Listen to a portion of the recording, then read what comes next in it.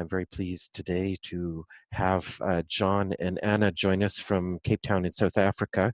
And they've been working on some very interesting big issues at a very local level about complementary currencies. So basically having lots of implications for thinking about the finance system, certainly one of the most complex and power-laden systems we have. So welcome, John and Anna. I'm wondering if you might, first of all, start by just explaining some of the things that you have been doing recently so people can get a better knowledge about who you are. So just to introduce us, I'm an electrical engineer by training, and that's kind of where it stopped about 25 years ago. But I have the gift of engineering is obviously the ability, the training to be able to see in systems. And I've spent most of my career up to about 2008 being a tech entrepreneur. I was lucky enough to be around at the sort of the beginning of the internet, and in the process started and grew and sold 5 companies, and then have now shifted since 2008 my energies towards large systems, social and environmental issues, and in particular I'm very interested in the money system. So how do we shift the money system? And we'll get into that a little bit later. So my background is I'm trained as an architect and an urbanist, and my work has always been around regenerative design and participatory processes. John and I met through a shared interest in integral theory about 7 years ago. So we're very familiar with kind of spiral dynamics thinking and the structure stages and kind of Ken Wilber's thinking, amongst many others. So that kind of that thinking sort of underpins our work, but we don't often make it very explicit. It's sort of in the background. We've worked quite a lot with Otto Scharmer's work. We've facilitated a number of sort of multi-stakeholder processes over the years, and often felt quite frustrated as facilitators, sort of in dying to get our hands in to implement, because we both are doers as well as facilitators.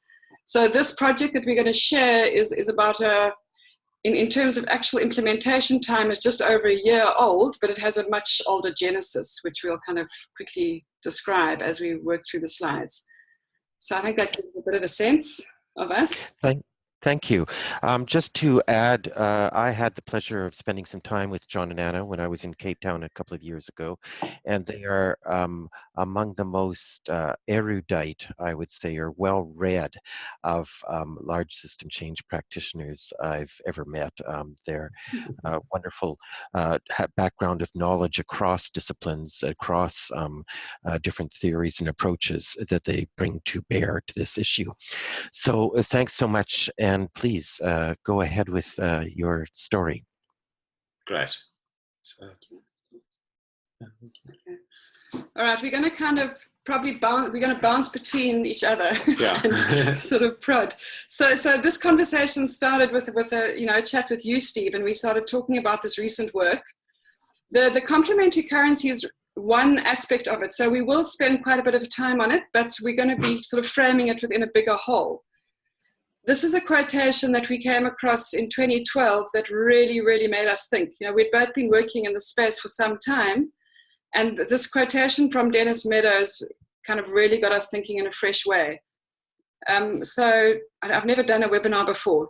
Can everyone just read this? Yeah, well, I'm happy to. Okay. So we will never create sustainability while immersed in the present financial system. There is no tax or interest rate or disclosure requirement that can overcome the many ways that the current money system blocks sustainability. I used not to think this. Indeed, I did not think about the money system at all. I took it for granted as a neutral and inevitable aspect of human society. I now understand that the prevailing financial system is incompatible with sustainability. So that's so what sort of the kind of the follow on from that is something which sort of following from that is obvious, but our money system is designed by humans. And I think we are moving now, and it was designed, 200, 300 years ago. And we are now kind of reaching a point where we with digital technology, digital currencies, and other sort of, and the ability to see what we've created, we have the ability to potentially redesign or design differently. So that's the kind of follow-on from that statement. And it's a very interesting authorship here. Just to explain to people, Bernard Litauer is probably the preeminent person in the world thinking about these issues of different currencies. And as you've indicated, Dennis Meadows as the co-author to Limits of Growth, and really a famous systems thinker. Thank you. Cool. So just a brief introduction to the team that's part of Flow. So Flow is the name of our project, and it's one of those acronyms that you make up later. You sort of first come up with a word and then find the acronym. So it's fostering local well-being, which I think sort of captures what we're trying to do here. So we have a very diverse team, a real transdisciplinary team. So I come with my architect, urbanist, and participatory development background, John with his electrical engineer, tech entrepreneur, and a kind of new economics background. And then, as mentioned, we both come from this sort of deep interest in developmental psychology, integral theory, systems theory, and doing a lot of process design. And then the rest of our team, Penny Price is an environmental scientist with a lot of experience in government at all scales, at all levels, from local, provincial, national, and working at an international level. Gina Ziervogel is from the University of Cape Town, and she's a geographer and a climate change adaptations specialist. Martine Visser is a behavioral economist, also at the University of Cape Town. Joe Lees is an architect and urbanist like myself, but with a lot of experience in working in the informal sector, in the informal economy. Will Ruddick is a complementary currency implementer in Kenya. He's from the States, but working in Kenya. And he's introduced 5 complementary currencies in slums across Kenya. Dan Goodman is a graphic designer and an amazing systems thinker. Dom van den Hout is he calls himself a mobile journalist. He teaches people how to make movies on cell phones. He calls them mojos. But he's a very experienced documentary filmmaker too. Ian Schaffers is one of our local, he's sort of on the ground in one of our project areas, and he's a farmer as well as has a BSc in plant protection. That doesn't sound right. I don't think it's that. It's more kind of agricultural degree that he has. And then the other on the ground facilitator is a young man called Pete Bosman, who's also a farmer, but he has a master's in international relations. So we have all these disciplines kind of sitting in the team, and it's led to some very heated and very excited thinking, over the last year and a bit. So the obvious question is, there's no financiers, there's no economists, there's no business people? Well, there are. So I'm holding the lens of the business, so the kind of that component, and Martine is from the. I always tease Martine because there's a building at the University of Cape Town called the New Economics Building, and I always ask her, is it the New Economics Building or is it the New Economics Building? And I think, and judging on her colleagues, it's very much the latter. It's the New Economics Building. So Martine she has an economics background, and Will Ruddick, who was very involved in this kind of first phase of the project that has just come to a close, is his field is, he's trained as a physicist, but then he moved into econophysics and has been doing complementary currency implementation for the past 7 years. So we've learned hugely from his experience. So again, an interesting marriage between kind of physics and economics, leading to complementary currencies. So yeah. Okay, so that's just that's the team to kind of give a sense of us. And if you look on the website, you can actually see who's who. I'm not going to do that now. And then the kind of funding of this project has been very interesting. About 75% of the funding has come through the Flanders government, but it's been managed by the South African Treasury, which has given us a lot of legitimacy. When we've been exploring these quite edgy spaces. Lower the volume. I've been trying for 2 days. Sorry?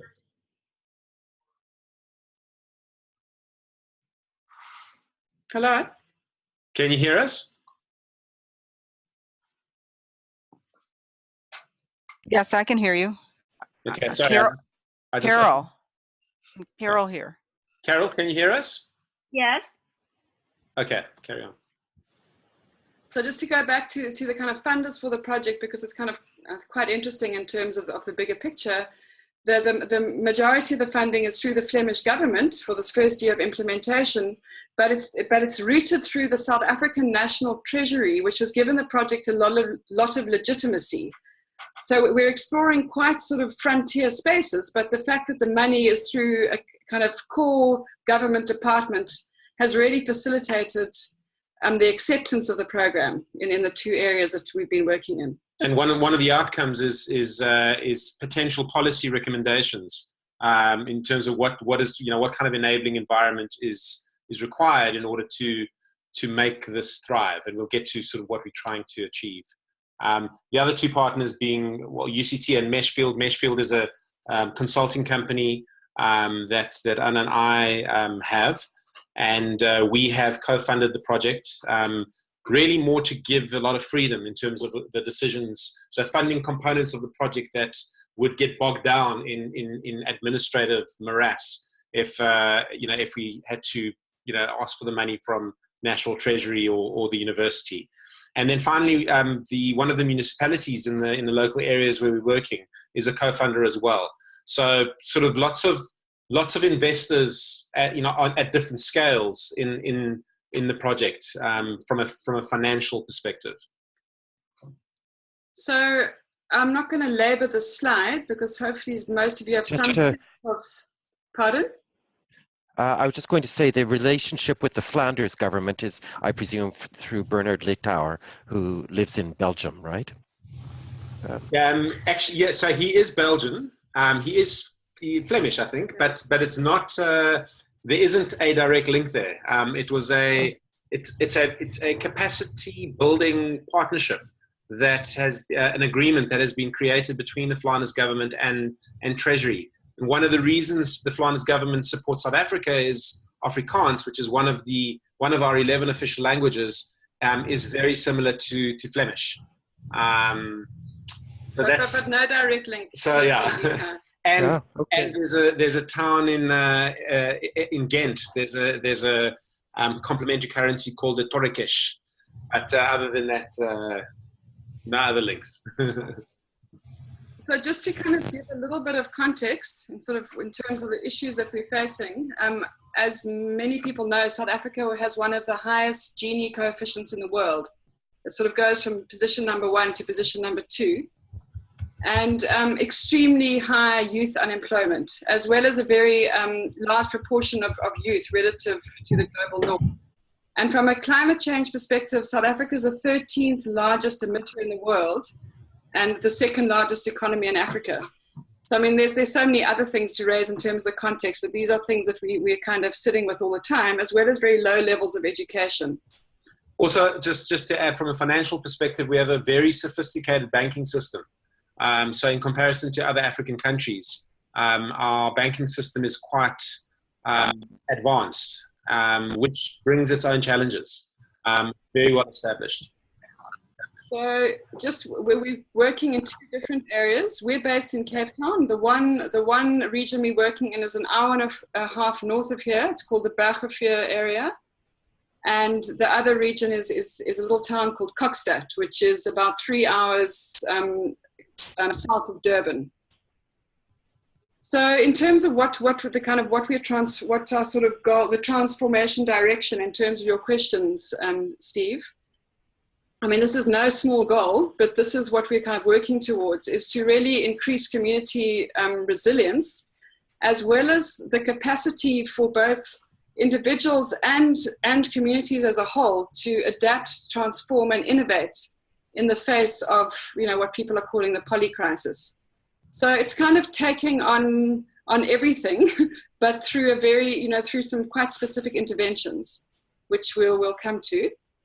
So that's our kind of very noble goal.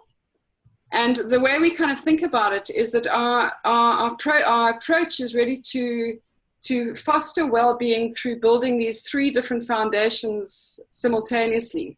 So the one is to increase awareness of and connection to our life support systems. The next is to actively support the building of social cohesion and social bonds. And the third is kind of working with developing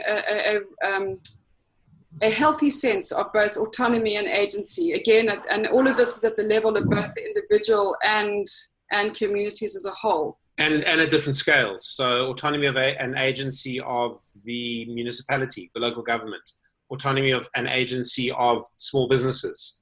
So at different scales, it's referring to all actors and groups of actors. And the way we kind of see these three foundations is the life support systems are the foundation. They're the sort of connection to everything that supports us.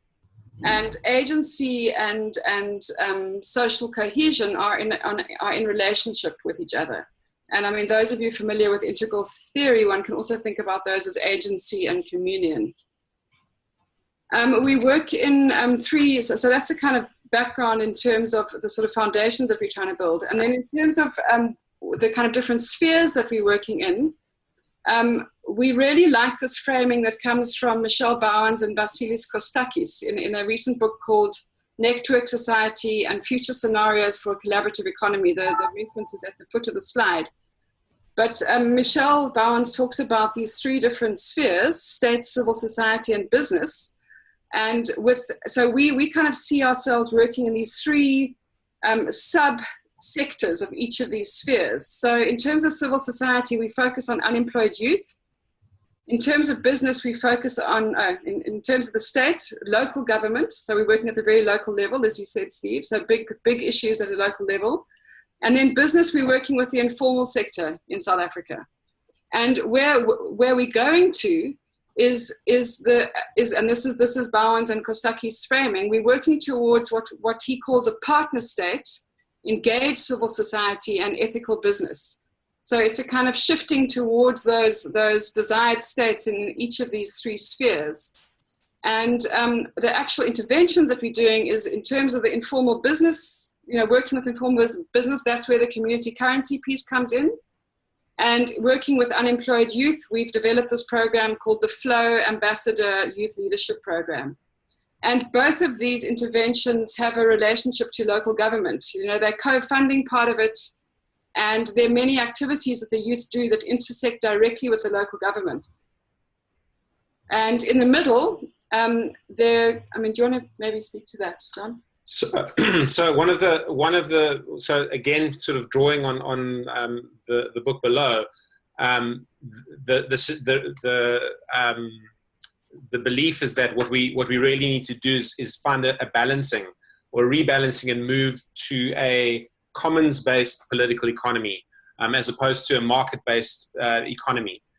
So the market-based economy will still exist through business, but it's through ethical business as opposed to business that is destroying the planet. Obviously, at the moment, the challenges that we have is that there's a complete, in terms of business and the state, there's a complete enclosure of the state around the world, and particularly in South Africa, by business, by multinationals.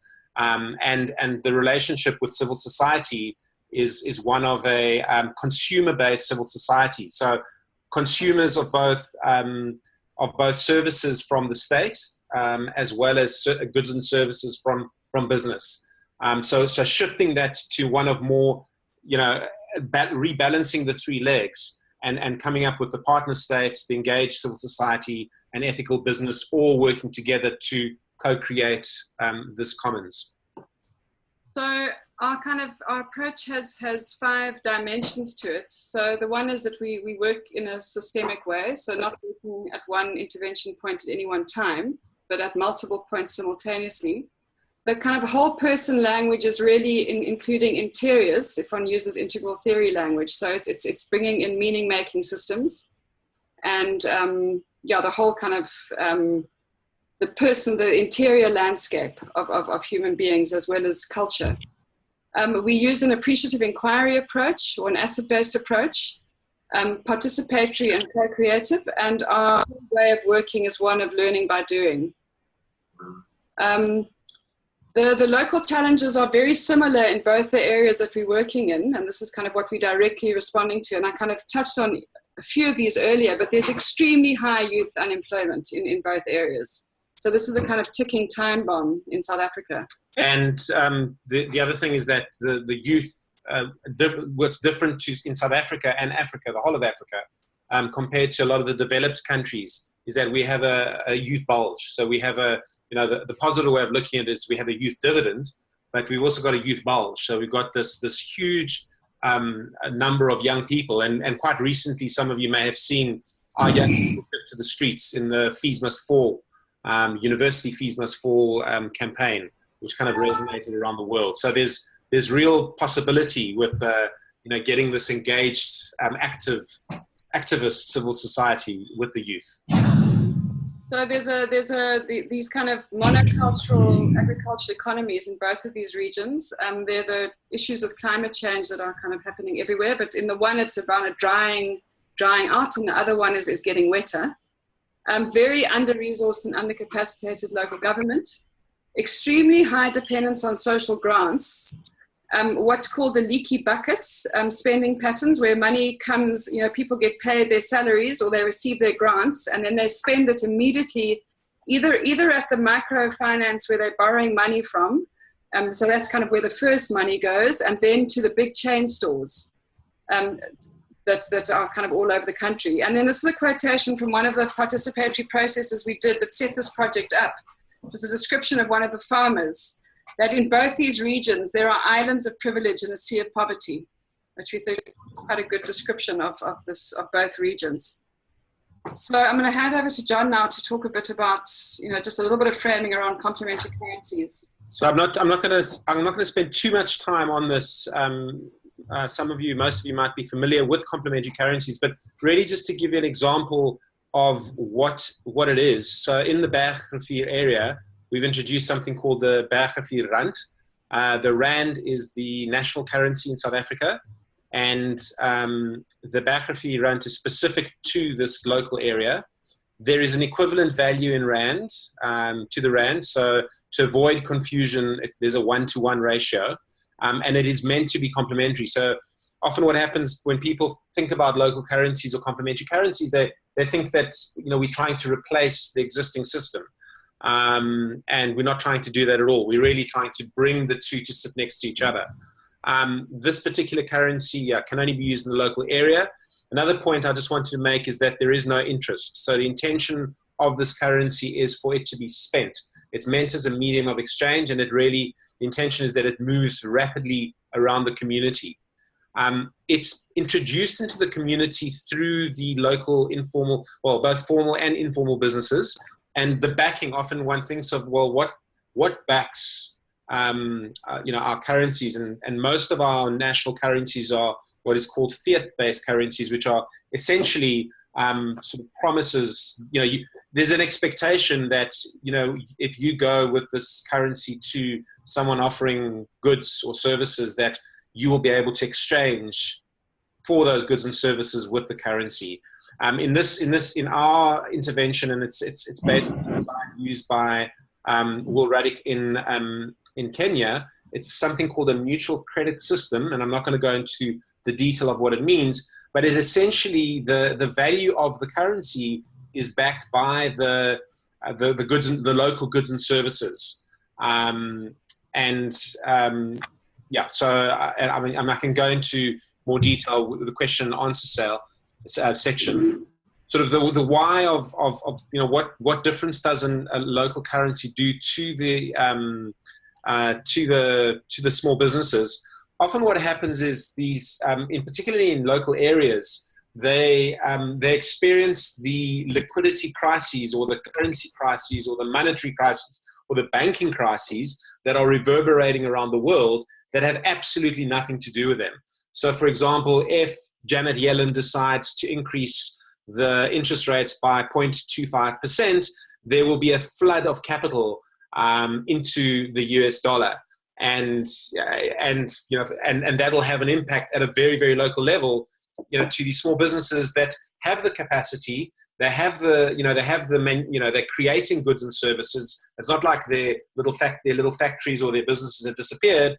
And there is the demand on the side of the people buying from them, but there's just no liquidity. There's no medium of exchange. So by introducing it, hopefully it'll increase the sales of businesses, provides the extra liquidity, and addresses the leaky bucket problem as Anna described. So the intention is to keep the money flowing in the community. One quick example in Switzerland. I mean, there's over 4,000 complementary currencies around the world with many different designs. So the design of these currencies is specific to what is the problem that you're trying to address, and what is the environment that you are introducing them into. But just one quick example, just to finish off the why, is in Switzerland in the 1930s. So between the wars, there was a liquidity crisis, and some businesses got together and decided so the banks weren't lending money to businesses, and yet the businesses had money in the bank. So it's a little bit like what's happening in today's environment. There's a liquidity crisis in the world, but you've got businesses sitting with a lot of cash on their balance sheets. And what these businesses decided to do is lend money to each other. So bypass the banks and lend money to each other. And they created this sort of complementary currency called the VIR, W-I-R, which is still in existence since the 1930s. And what some economists noticed when they looked at the patterns is that there was a counter-cyclical relationship between the Swiss franc and the VIR. So what would happen is when the economy was under stress and there was a lack of money flowing around, the usage of the VIR would increase, and obviously the Swiss franc, and less people would use the Swiss franc. And then as the economy recovered, there would be a counter movement where less people use the complementary currencies. So it's, I mean, there's many interesting other examples, but I'm not gonna talk to that right now. So I just am thinking, there's sort of three different angles that this is of interest for large system change, right? One is sort of the structural angle, like the details about the complementary currency and how you fit that in. A second is how you actually engage the community in this process, like how you entered the community and co-developed. I know you emphasize co-creation, co-developed the community with the community. And then I guess related to that is sort of the control structure, or not control structure, maybe governance. That's the wrong word, but the governance structure. Thank you. Of all this. So thank you. Just to note those, I'm sure you're going to talk about those. Yeah, we will. We're definitely going to address that. Steve, what was the first one? Structural. It's the structural issue about how you actually introduce the currencies and how the concept, the economics behind it, or the traditional sort of more financial issues about it, right? So I'm just going to quickly touch on that. This is, again, from the same book that we took the quotation, but this is some studies that have been done on complex flow networks, which not only exist in financial systems, but in living organisms, river systems, ecosystems, urban networks, etc. And what it's really showing is the relationship. So the sort of the vertical axis is showing sustainability of a system. And the bottom of the, and sort of the horizontal axis has got two extremes. The one extreme is what is called resilience, and the other one is efficiency. And they don't sound like sort of in opposite directions, but essentially resilience, one can also think about it as how many interconnection points are there. So if one point actually breaks, then will the network still remain? And obviously, when there's, as indicated in the diagram, when there's lots of connection points, the network is very resilient, but can also be quite sluggish. So there's a downside to resilience. And the same applies with efficiency on the right-hand side, where you have, high efficiency, and that is what we currently have with our financial systems. We have a handful of probably 95, 97% of foreign exchange trades is with, 12 currencies, controlled by a handful of banks. and that's a very efficient system, but it makes it also very brittle. So both sides, there's a there's a balance between resilience and efficiency from a systemic perspective, and the optimum is really to be somewhere in between. So not to have too many connections. And the next kind of slide sort of shows if our current systems are a monoculture or a monocrop, where we sort of, we can make a lot very quickly, but they're potentially very unsustainable and could collapse. What we're really looking to do is move to something which is more diverse, like a coral reef or a tropical jungle. So thinking of a biodiversity of currencies as opposed to a monoculture of currencies. So that's the kind of the broader systemic vision. Can I make a comment here? Sure. Because I think the same thing applies to the financial system, where you have these big monolithic banks, the quote unquote too big to fail institutions. So I think that's a great insight. Yeah, exactly. So that's exactly it. And the sort of this quote we love: if a single currency is like a concrete channel, so the US dollar, for example, or the South African rand, designed to carry the maximum amount of water, multiple complementary currencies are like wetlands designed to maximize the buffering of the water levels in times of drought and flood. So that really gives you a lovely visual idea of how these two can coexist, and why we need to reintroduce local currencies in order to make the overall system more stable. So do you want to? So just to kind of go back to these two intervention points, the one is this youth program, and the other one is a complementary currency, and they're completely interlinked. So if you recall, one of our intentions is to grow an awareness of what supports life. So these are exercises so we worked with 8 young people in the one town and 10 in the other, and they did this analysis of the flows, the resource flows were going through their own houses. They built little models of their homes. They mapped the municipal system. So they went and visited, where the waste comes from, where the water comes from, where it goes to. So these are things that they didn't know about, and they made films about all of this. They also, pardon? This is the unemployed youth, right? That you're the flow ambassadors. The flow ambassadors, yeah. So this is the other. So this is why the. Did you? We're going to bring them together. So we've just spoken a little bit about the currencies, and now we're just sort of sharing about the flow ambassadors, and then we'll show how sort of they come together. So this kind of talks to how you enter this community. So we've sort of, the last sort of few slides have spoken about the structural systemic, points. We're now moving to your next question around how we entered this community. So we worked with these 8 young people in the one town and 10 in the other, and we worked with sort of mapping and movie making, sort of local storytelling with this appreciative inquiry lens with these young people. So some of it was understanding resource flows. The slide that's on the screen now was them, the youth mapping local economic activity with iPhones. So they walked around and they would take a GPS coordinate, take a photograph, document what activity there was, as well as making through a kind of scenarios process, revealing what was invisible. So for instance, they'd do these scenarios around, if I was going to get married, where would I get the cake from, or the wedding dress? And then these networks of informal economic activity became visible, and then we'd map that. So this also built their skills in terms of using kind of digital platforms.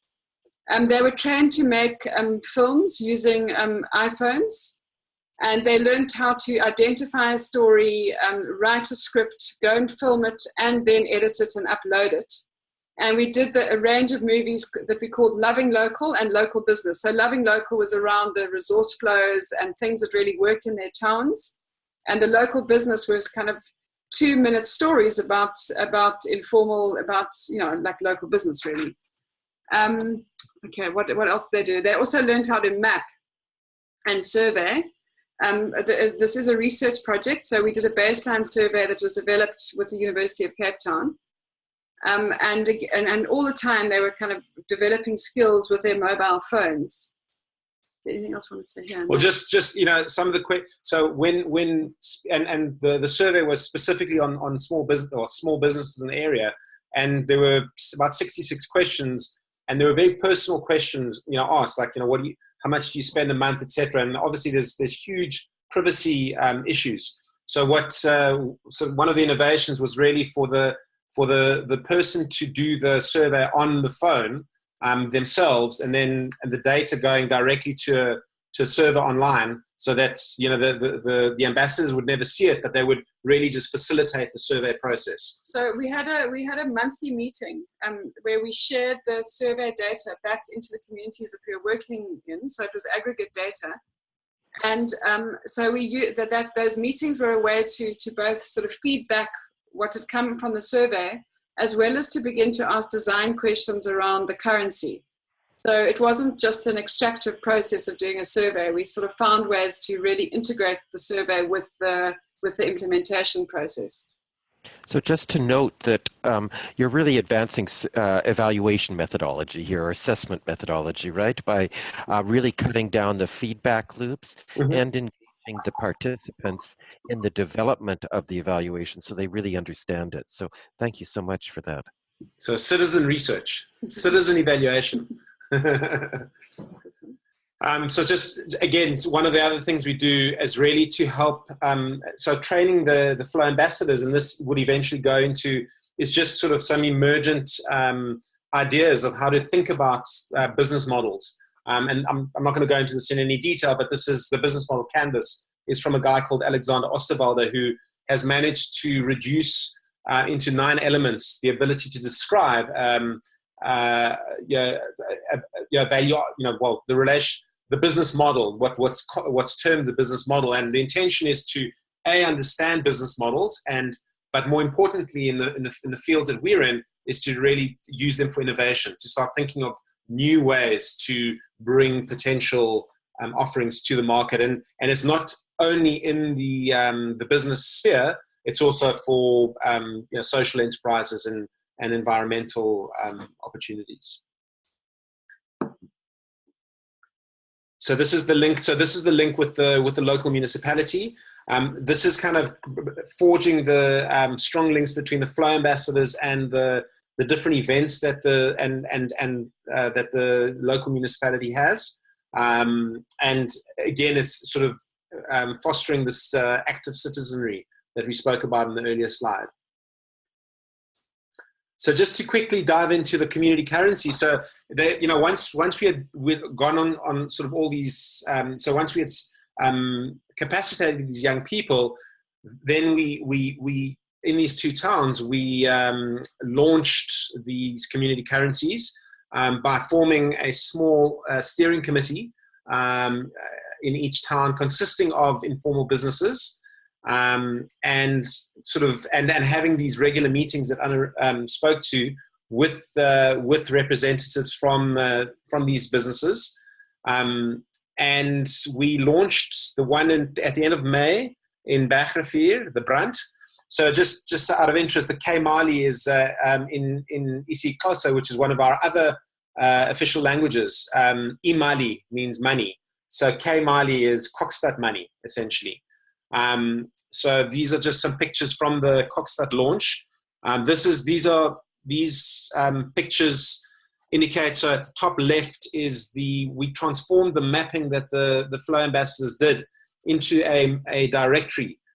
So once again, just simply putting these small businesses on a map is an innovation in these small towns. The bottom left shows a community currency evening, and the guy in the blue is our local coordinator who was leading these sessions.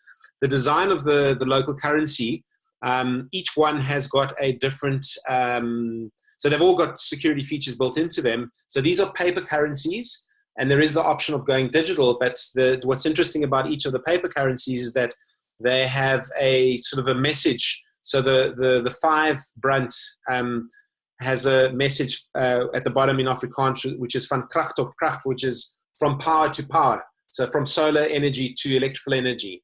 The 10 has got kos vir die toekoms, which is food for the future. The 20 is water is lewe, water is life. And then the top one is really talking to community. and you can actually see the emblem on the right-hand side, which is, the mountain is the top of the heart, the river is flowing through it, and the bottom is the fields. And then we've got these are just some of the posters that were used during the launch. Each of these little businesses would get a poster which says K Mali accepted here. These are the just some close-ups of the Kokstad, the K Mali. Similar, different languages, similar ideas. Some photographs of the launch day. So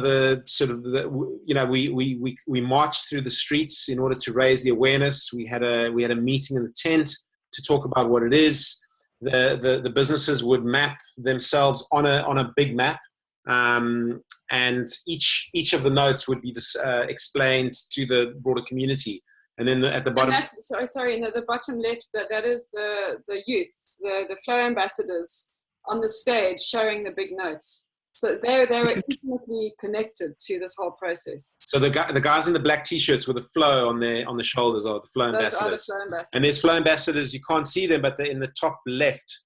There's in the march they're also involved in coordinating. Could you talk a little bit more about how you engaged the business, because they had to be willing to accept these currencies? Was that a hard sell, or how did you get their support? So one of the things, and I'll come to it in the challenges, is that a lot of people sort of think about complementary currencies as sort of the hard work is building up to the launch, and then you launch, and it's one then sort of it's smooth sailing from there. And one of the things that we've discovered is that launching the currency is actually the end of the beginning.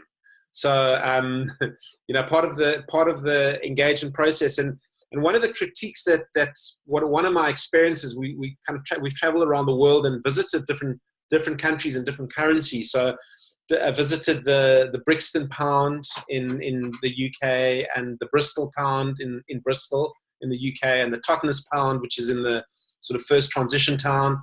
And again, different designs. But what's interesting is that the complementary currencies, while the economic system is not, so in 2008 there's a huge interest in it. But as the economy recovers in inverted commas, the sort of usage remains with the committed. In other words, those people that understand what the benefit is of a complementary currency. So I think one of the challenges is to overcome the fear, because essentially what's happening is that the risk to these small businesses is that if they accept these complementary currencies for their goods and services, and then try and go and spend the complementary currencies at another business, and these businesses don't accept it, it's going to be worthless. So, for us, the kind of the shorthand of money is really trust made visible.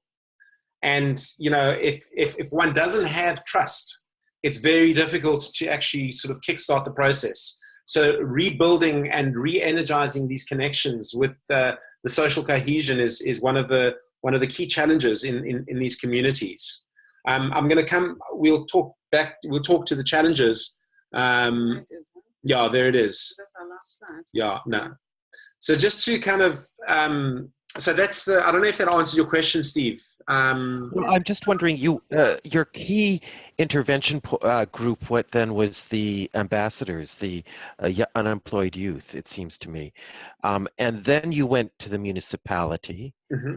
And I'm just curious, what different way of approaching it would be to sort of hold some type of multi-stakeholder meeting around this, or really emphasize organizing the businesses around it.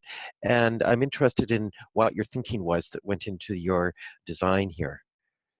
So the two towns were slightly different. And so even though the intervention gets introduced into the informal businesses, the intention is for the currency really to be used by the whole town. And there's been tremendous support from the municipality. And in fact, one of the things that will really help, and this is, so it might seem as if we're working only in one sphere, but we're actually, the challenge you have is to introduce this currency that will be used by everyone in the town. And you have to choose an entry point. And the logical entry point, well, this is what we thought, is really to introduce the currency to these informal businesses that will then initially start using the currency to trade with each other. And as that happens, and as the trust in the currency increases, there'll start being spillover effects, and it'll start becoming more pervasive. And potentially they can use the currency to pay for their rates, their municipal rates, so the municipality would accept it. So that was our original thinking, is that as an initial intervention point, one would start with the informal businesses. And again, talking to the challenges slide, what we discovered after the launch is that the amount of trade that actually happens, our assumption that these little businesses trade with each other, was incorrect. And that's simply because the value chains, or the vertical integration of these multinationals is so sophisticated that it's led to almost a decimation of. So what these little businesses do is they buy from the large chains, and they don't really trade with each other. So by introducing the complementary currency on this network, it isn't really a network yet. It's something that one needs to actually work towards. So that was a key flaw in our design. And in hindsight, it's the challenge with working with the municipality is that the regulations are so strict that it would take too long for them to get the okay to do it in a legal way. But with that being said, our approach really was to work simultaneously in 3 places. So the one was the youth, but particularly in the one region, the municipality have been engaged from the first moment. So we present regularly at community meetings that are hosted by the municipality. The program has been written into the kind of development planning documents. Local economic development, yeah. Local economic development documentation, their strategies. The little movies that the young people make get shown at their presentations. They are funding the stipends for the young people. So there's a very, very strong link there. And in terms of the small businesses, what has happened as they sign up to become members, this little network has become its own grouping. So there really are these kind of 3 concurrent groupings that we're working with simultaneously. The governance, to kind of speak a little bit to the governance, we're still figuring this thing out. Where we'd like for us, what success would be, is that the governance of this sits in a kind of commons, in the heart between these 3 different sectors. Initially, the currency is owned and governed by the businesses that are backing it. However, if we begin to sort of develop these conversations, we've begun, for instance, with local government, where they might accept some of the rates in the local currency, then they also become part of the governance of this what would you call it, a mechanism. So these are it's very, very early days around kind of who owns it, but these big questions are they're underpinning all our thinking. Who owns, who governs. And just to add one more point, when the small businesses sign up, they each of them get 500 of the local currency. 200 of the local currency gets set aside and gets put into a community. We call it a community pot, but it's essentially a communal amount which is used for community projects. And we had the first community project where there were young people that were paid to do litter collection, and then these young people could use this complementary currency and spend it at the businesses. So you're getting the sort of you're constantly getting these linkages. The same could actually apply with the municipality, where the municipality receives the complementary currency in exchange for certain utilities or service or rates, and then spends it back into the community through some kind of these democratically decided projects. So again, the currency itself is not necessary. It's not the outcome is not a successful currency, but is really the foundation to start this conversation in order to develop this conversation about a commons. So our hope and our intention is that the complementary currency is the first artifact of this commons. And these questions about the business models and the funding strategies and the governance and the ownership are questions that need to be answered for the complementary currency, but it shouldn't stop there. There will be other commons that will be built in partnership by these three entities. And the complementary currencies is both an enabler as well as the first step along the way for this journey. Marvelous. Thank you so much. Shall we just turn to the next slide for a moment to give us your thoughts about that? I was thinking, sorry. Which one? That one. That one. Giving us your thoughts about this. I think of the currency as a technology. Mm-hmm. So you're using the instrument of a technology to shift a lot of things, but that's what I think of as your key intervention point. Can you just tell me about how you think about the dynamics between these different spheres? Sure. So one of the things that we've both, Anna longer than me, but we've been working in the sustainability space for a fairly long time. And what we've noticed is that having a conversation, and this is really talking to the memes, values, and beliefs, having a conversation, a localization conversation, starting off with food, is actually a very difficult thing. It's just people aren't really interested in, there's like yes, we need to localize, it's the right thing to do, but it doesn't sort of energize people. What we've noticed is by having the localization conversation through the mechanism, through this technology of money, people get incredibly animated and energized for some reason. And I suppose it's because it's kind of like a base chakra, it's a survival, it's just something that animates and energizes people. It's a fantastic starting point to have the localization conversation. And then, one can move on to, well, how do we localize food production? How do we localize supply chains? How do we localize energy production, etc.? So that's the sort of interesting thing, is that the technology assists in introducing, this kind of this valuing of localization as a strategy. I mean, what we've also noticed in these numerous community meetings when we've sort of spoken about money, is this growing kind of, it's almost like the light begins to go on in people's minds and hearts around the fact that we can design our money system, that we're not necessarily kind of only subject to, these big global systems. And we've seen this in meeting after meeting, this kind of growing awareness that we could actually control this ourselves. And that's, I've been working in the kind of sustainable development space since the early 90s. And it's the first time I've seen that kind of animation. So that's been a surprise and very interesting. There's an author that's called Tom Greco, who also writes extensively in the space.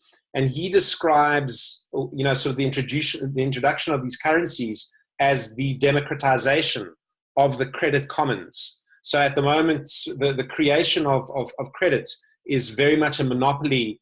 The state, the government, and the banks have a monopoly on money creation or credit creation, which is essentially the same thing. And this process is about democratization. And it's almost like there's a separation of the church and the state. And now there's a separation of the state and sort of the credit commons. And it really sort of, it belongs to everybody. So there's massive structural and particularly power, the unspoken elements of this is what actually starts shifting from a power perspective. And again, it's something that we don't explicitly take on, but we are very aware of the power implications. So particularly when a local government says we are happy to accept this currency, it's kind of like a double bind. They want to support the local currency, but at the same time, in some ways, it undermines their current power relationship with the local community. Mm-hmm. In terms of the natural environment, again, sort of these the two elements of making people aware of both the natural systems that are supporting them, and that's a kind of a much broader strategy in terms of general resilience of these communities, but more specifically the man-made systems, which Anna referred to as those that we have the ability to design these systems as humans. So that's a big deal. Thank you so much. I realize we're at the end of our time, but I'm willing to stay on for another 10 minutes because and have a discussion or questions.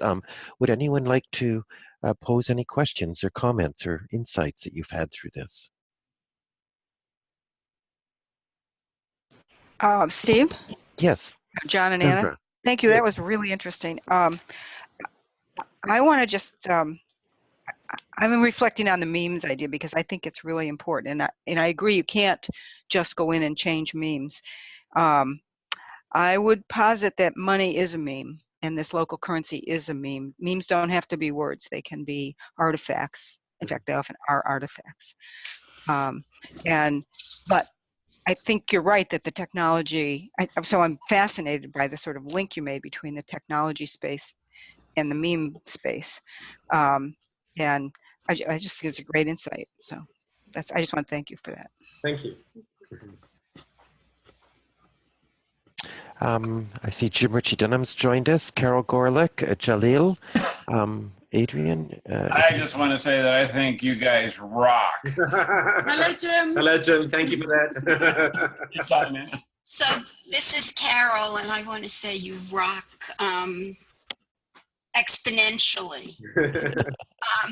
I've done some work in community involvement using the school as the base in the Eastern Cape, and this takes it to another level. And I'm sort of curious, in all the stakeholders and concerns, you very definitely emitted the education sphere, and I know how difficult it is to enter there. I wonder where you are in that, and if it would be of any value for you to be introduced to my colleague in Cape Town who's working in that very extensively. So that's a really good question. So one of the reasons we haven't. Okay, let me take a step back. So firstly, yes, please to your yes, colleague. please, yes, please to that. We're wonderful to meet. His name is Al Witten, and I'll send an email if I can have your emails and introduce you and let you go from there. That's great. So, thank you. So just an interesting point in Kenya, where Will Ruddick works extensively in informal sort of the slum economy, where there is very little intervention. So there's very little local government intervention, or even presence. I mean, there's just these communities just self-organize. Mm-hmm. One of the key partners that he works with are the local schools in the area. So the local schools provide some kind of anchor for this program, and the parents who earn these complementary currencies can actually pay for school fees in the complementary currency. So that's a kind of anchor tenant, if you want to sort of use that terminology. The other really interesting point I just wanted to share was that Bernard Lietaer, who Steve mentioned at the beginning, who's we consider the godfather of complementary currencies, once came up with a design. It was never implemented. A design of a complementary currency that was specifically aimed at the education system in Brazil, called the Saber.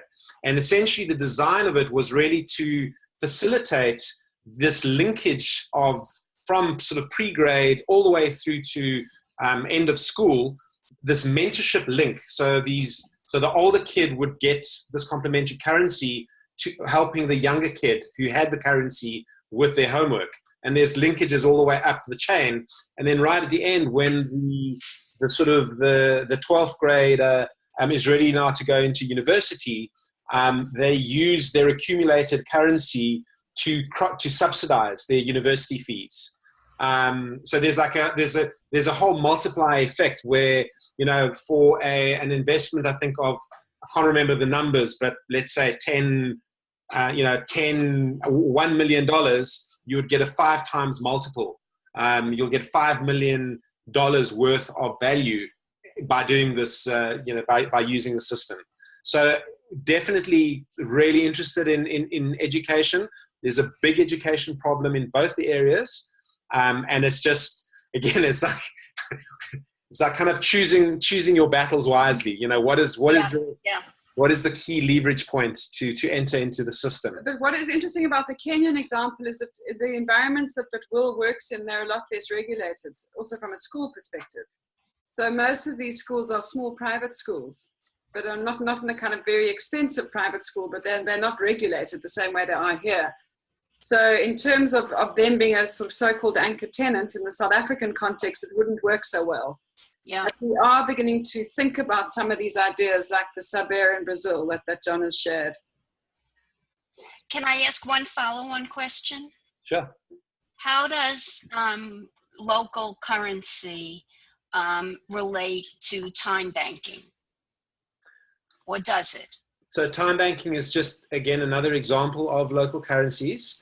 And essentially what time banking does is it really equates the value. So 1 hour of a person's time is equal.